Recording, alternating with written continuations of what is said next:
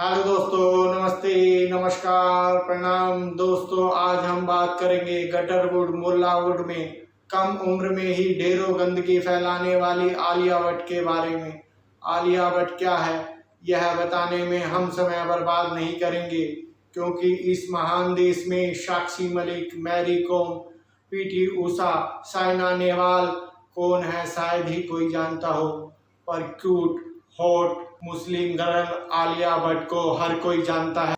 आज हम बात करेंगे मुस्लिम गर्ल आलिया भट्ट के उन गुप्त राजों के बारे में जिनके बारे में आम जनता जानना तो दूर, लोगों को इनके घटिया चरित्र की भनक तक नहीं लगती।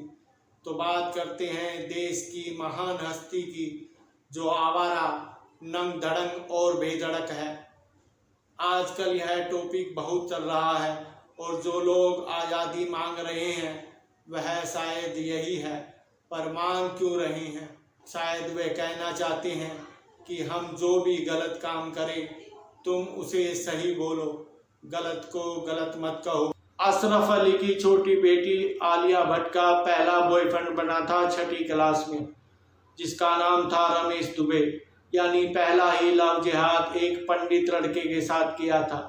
दूसरा बॉयफ्रेंड बना अली दवरकर, यानी आलिया के फैन का दूसरा जीजा एक मुल्ला ही था।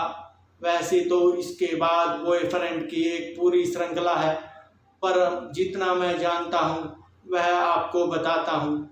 इसके बाद बॉयफ्रेंड बना कपिल मित्तल।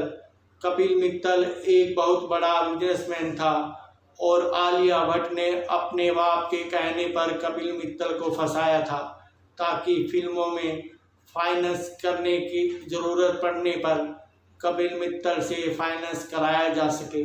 लेकिन कपिल मित्तल इस औरत की सच्चाई को जान चुका था। वह यह जान चुका था वह पहले भी कई बॉयफ्रेंड को यूज एंड थ्रो कर चुकी है। इसीलिए कपिल मित्तल ने इस गंदी औरत को लात मारकर छोड़ दिया। आलिया भट्ट का 8वां या 9वां बॉयफ्रेंड बना वरुण धवन। इसके बाद सिद्धार्थ मल्होत्रा, अर्जुन कपूर, शाहिद कपूर, इमरान हाशमी जैसे अनेक लोगों का आलिया भट्ट की बॉयफ्रेंड लिस्ट में नाम आया। आलिया भट्ट की बॉयफ्रेंड लिस्ट में एक नाम और आया और यह नाम सुनकर आप चौंक जाएंगे। यह नाम है करण जौहर। दरअसल आलिया भट्ट करण जौहर के साथ क्या करती होगी, क्योंकि करण जौहर जो है वह उसने सार्वजनिक रूप से कहा है। दरअसल जितना गंदा आप सोच नहीं सकते उससे ज़्यादा गंदे होते हैं ये लोग। आलिया भट्ट के बारे में कहा जाता है आलिया भट्ट एक सेक्स एडिक्ट है और जैसे ही इसे फ्री टाइम मिलता है यह निकल जाती है तलाश में यंग लड़के की। ऐसा भी नहीं है कि शूटिंग पर सेक्स नहीं होता, बल्कि शूटिंग पर सेक्स ज़्यादा हो जाता है। आलिया के अनुसार उसने पहला सेक्स 7th क्लास में किया था। दोस्तों, यह 7th क्लास में 9-10 साल की रही होगी।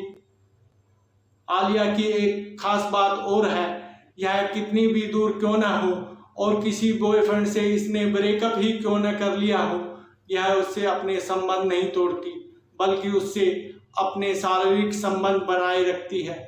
दोस्तों, यह बात मैं अपने मन से नहीं कह रहा, बल्कि यह बात खुद आलिया भट्ट ने मुंबई की एक मैगजीन में कई बार छपवाई है। दोस्तों, आप लोग आलिया भट्ट की फ्रेंड लिस्ट को तो जानते ही होंगे। आलिया भट्ट की फ्रेंड लिस्ट में जितने भी फ्रेंड हैं वह मेल फीमेल की अदला बदली करते हैं सेक्स करने के लिए। आलिया भट्ट बॉलीवुड की उन गिनी चुनी बांडनियों में से एक है जिसका अपनी फिल्म के हर हीरो के साथ नाम जुड़ जाता है।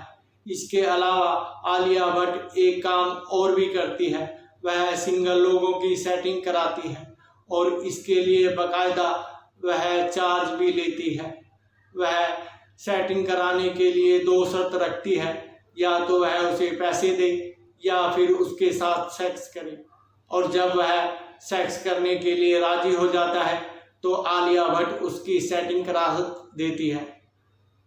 मतलब यह है कि हम कह सकते हैं आलिया भट्ट एक हाई प्रोफाइल एस्कॉर्ट कंपनी भी चलाती है। आलिया भट्ट यह काम कोई कंपनी बनाकर नहीं, बल्कि चोरी छुपे बिना रजिस्ट्रेशन के व्यक्तिगत रूप से करती है।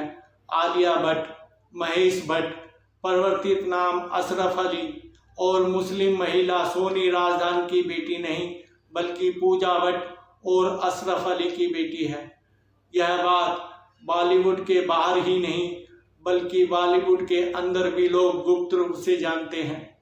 आलिया भट्ट के दोस्त इस बात को लेकर उसको चिढ़ाते भी हैं। आलिया भट्ट बचपन से ही शराब पी रही है। आलिया भट्ट पहली बार 8वीं क्लास में शराब पीते हुए पकड़ी गई। आलिया भट्ट शराब तो पीती ही है बल्कि वह पार्टियों में ड्रग्स भी लेती है, खासतौर पर जब वह करण जौहर की पार्टी में होती है।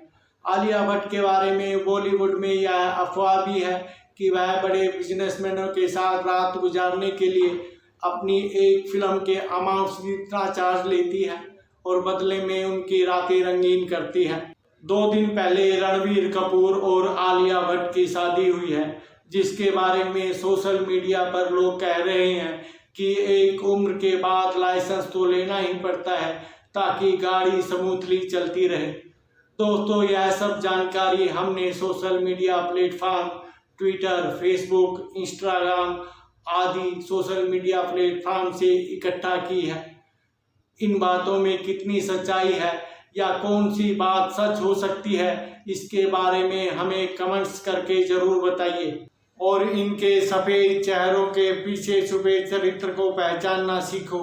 यह नशेड़ी गंजेड़ी हमारे हीरो हीरोइन तो क्या आदमी और औरत भी नहीं हो सकते। इनका सिर्फ एक ही मकसद है, नंगे बदन, नंगी फिल्में, नाजायज़ रिश्ते, नाजायज़ औलादें और पैसा कमाना। यह समाज को सिर्फ एक ही संदेश दे रहे हैं कि नशेड़ी गंजेड़ी बनो और सेक्स करो।